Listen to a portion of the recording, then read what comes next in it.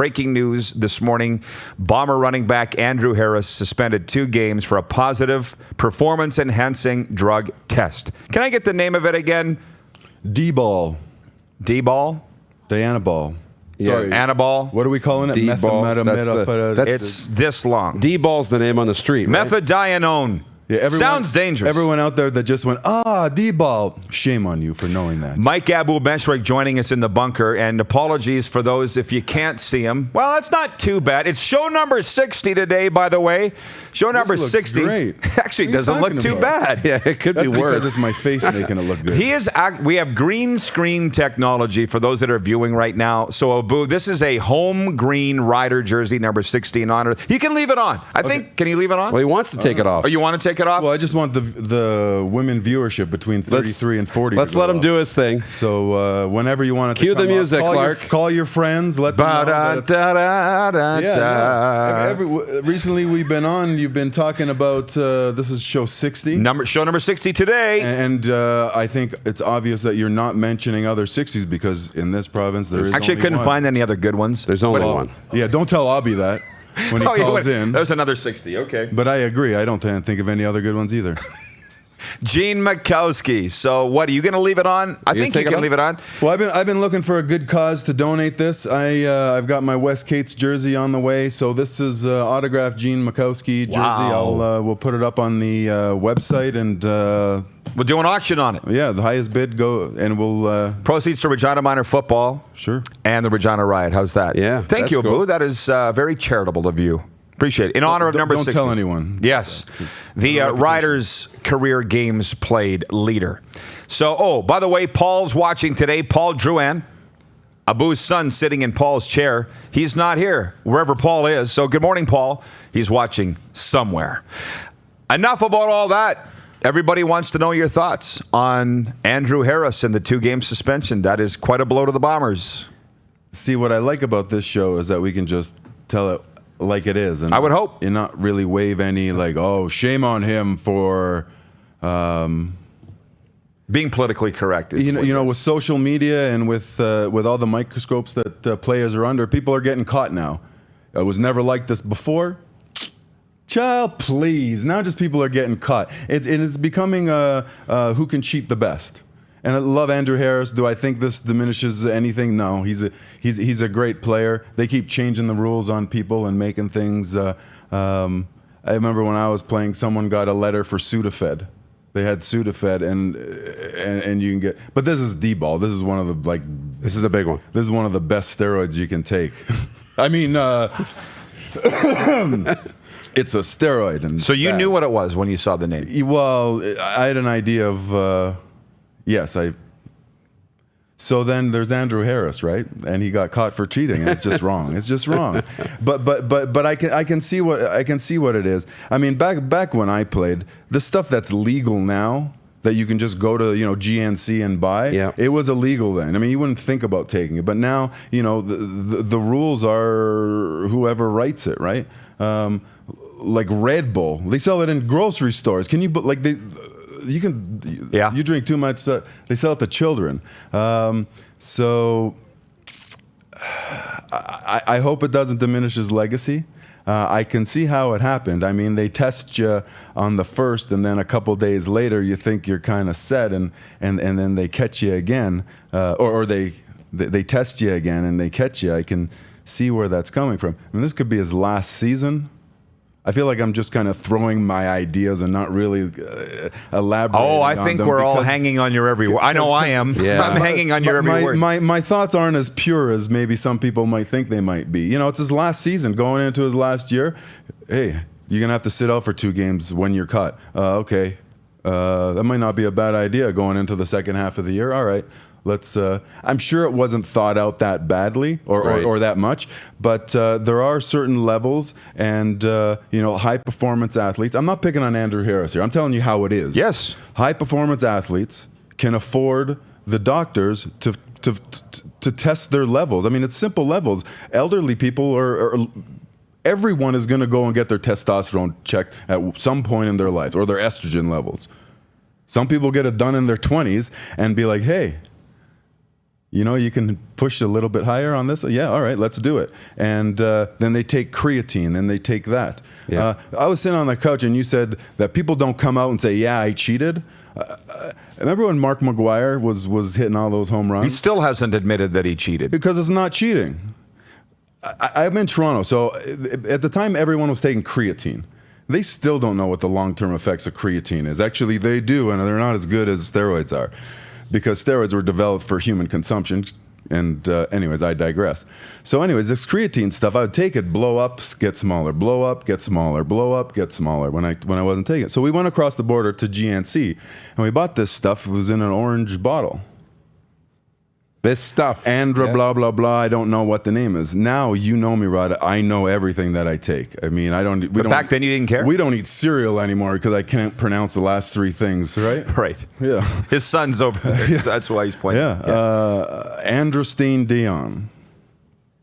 So I was taking this. We went across the board, went into the GNC, bought this stuff. My buddies bought their creatine because it was half price. I bought this stuff that I just hate creatine, still do. And man, it worked. And halfway through the bottle, they started saying, "Oh no, it's illegal. You can't take it anymore." Now what do you do? Well, you finish the bottle? Abou, Yeah. You were a CIS athlete.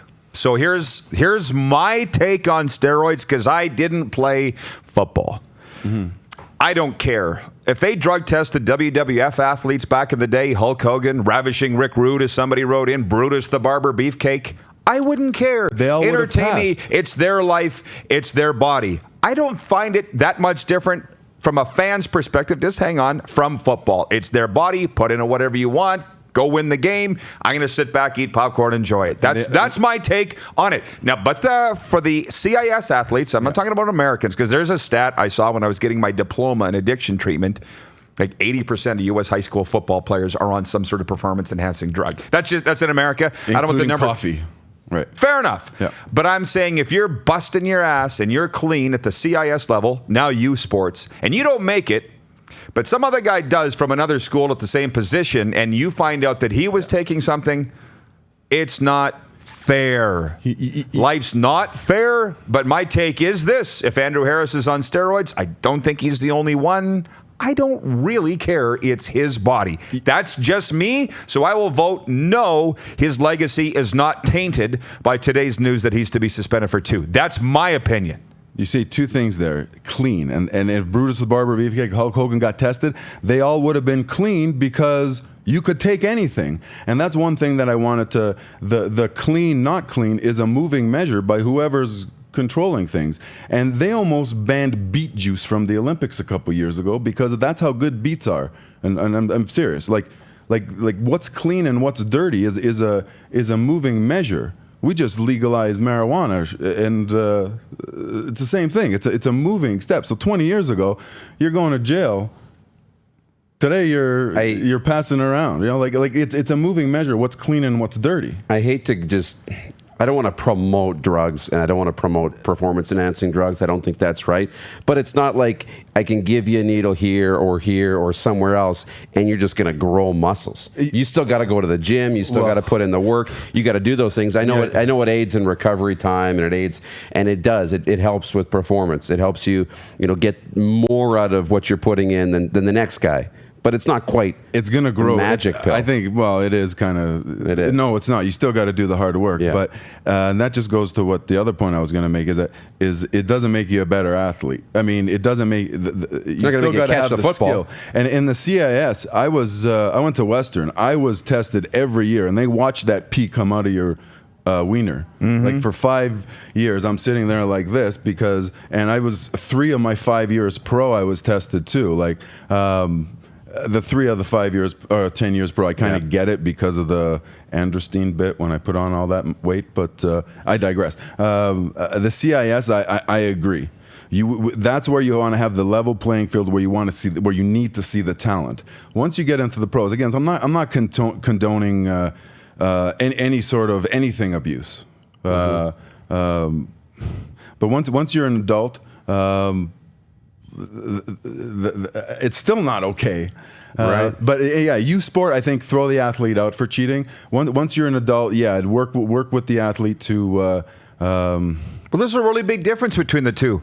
Huge, Sports is huge. amateur sport. Yes, and then CFL, it's professional. NFL is professional It's a sport. business. Very big what difference. goes in, what goes out. You can afford the doctors to tell you. There's doctors that do it without the test that tell you, yeah, you got ADHD, yeah, you have depression. Here's a bunch of stuff because I talked to you for 5 minutes. These athletes are going to like qualified doctors that test their levels and tell them what the safe levels of stuff are. No, now. Sorry to shock your mind that not everyone that does drugs is in an alley and a junkie. No. Yeah. Right? Those are the ones that you hear about because they can't afford. These guys that don't get caught, come on, look at the NFL. Look at these abs. I mean, you don't get looking like that. You know, some guys do, but why not then? everybody. Why then? And by the way, I have posted it to our Twitter feed at Rod Pedersen Show. Does Andrew Harris's positive steroid test taint his legacy? So far, 75% say no, it doesn't. But why is the CFL, and that's the league we follow the most, why do the pro leagues do this drug testing? Why are they so stringent on it? And by the way, if you missed it, Andrew Harris has put out a statement where he is denying all responsibility. He says there must be some cross-contamination of the product because he guarantees he hasn't taken it. Why do they care so much? And is it in the instance of fair play? Because I don't think there is fair play anymore in pro sport anyways. See, why do the leagues I'm happy care? that they have it because so that you don't have guys, so it doesn't turn into the WWE, right? So the guys don't say, well, I can do more steroids. I have more nuclear weapons than you do. I can do more steroids than you do. You know, they're at certain levels, certain ratios. There's guys that get tested positive for too much testosterone because they're born that way, you know. There's got to be guidelines on so saving them from themselves. Yeah, right. That's what you're talking about. You want to keep the integrity of the game, or at least the feeling of that the game is pure. It's what we love. We grew up watching it as children. We have them on the couch, right? We want to believe that this is, a great game, and that there's a pureness to it, and that it's, about the game, not about the business. And in business, we have rules on how we spend our money and taxes and all these bookkeeping and record keeping procedures and legal procedures, and it's the same now in sports, right? Otherwise, it would turn into the WWE. You would just be looking for the biggest, baddest guys or the fastest guys, and it would be less about the little pure, beautiful things that make the game what we love. If your doctor told you that your testosterone level were a little bit low, what would you do? Get a shot? Right. If she said your estrogen levels are high. I don't know. What do they do? Well, I was just saying they grow boobs. It's the on female men sometimes, testosterone. but whatever. You do something about it, right? That's it's not back alley drugs, and I'm not talking about Andrew Harris. I'm just telling you the way it is. They're going to their doctors. They're telling them that they have a little bit of deficiency here, a little bit there. I think that's what makes people different. Yep. Is that my voice is higher or lower, or my boobs are bigger or smaller than yours, but not on the football field. It's about numbers and getting your testosterone and estrogen levels within a ratio of each other. Well, and it's also about the fair play aspect. And if we're not at a point where steroids is widely consumable, is deemed to be safe, we can consume it in a safe way, still feel the effects and still get the performance enhancement. If we can do that, it can be safe and it can be available to everybody in a safe and good environment. It is, and it can be. Then I think they would allow it. But they won't. Yeah, they can do it. You're saying doctors don't know how to test people's testosterone level? They actually do. Right. I think, but the way the players are doing it, they're pushing boundaries, right? Beyond what we've deemed to be safe. We always want to push the boundaries, right? But when vitamins, at the beginning, we don't know what we're putting in our system. When we know and it's available to everybody and we know we're consuming it in a safe way, then it'll be allowed. It's not about, letting the players just do what they want and not. It's about doing it in a safe way. It has to be available to everybody, right? Otherwise, you can't allow it as I always a league. say you can't take the assholeness out of things, right? And people are going to push the boundaries, and that's why it's illegal. They don't say, well, do it, but do it responsibly. They say, don't do it, and we're going to test 5 of you every year and just make sure you're within the boundaries, right? Well, here's the one thing. So it's in the interest of fair play and to protect the players from themselves. That's what we've come up with here as to why the leagues do drug testing. By the way, we have viewers that have just joined us this morning. Nuji chiming in from Kelowna. Travis is watching in Hawaii. He says, tough news to hear from the CFL. I'm sure Harris will be rolling again soon. Maybe these next 2 games makes these next 2 games even bigger for both teams as the Bombers will face the Riders in the next 2. But, I mean, from the NFL, I got a lot of friends down there in all roles, Abou, as do you, obviously. And the one thing that I've heard there is some of the biggest stars, and I won't name them, are all steroided up, but they don't get tested, or if they do test positive, the league doesn't even announce it because they're the marketable face of the league. Andrew Harris would be that. Welcome to for the CFL. Yeah, welcome to the CFL. Throw him How under so? the bus. Don't say, oh, he's hurt. Well, but I'm not saying what the CFL's done here is wrong. No. I'm just saying this is exactly the opposite of if what I hear is true in the NFL, exactly the opposite of what they do down there. Just interesting to me. well, you have eyes, right? You can see what the NFL players Yeah, look I like. could name and them. and they have doctors and therapists. And what do you think these doctors and therapists and everyone's doing and maximizing efficiencies and everything? What do humans do? They eat and they poop and they sleep, and then they can run. There's 4 things to do for training, right? What you put in, what you put out, sleeping.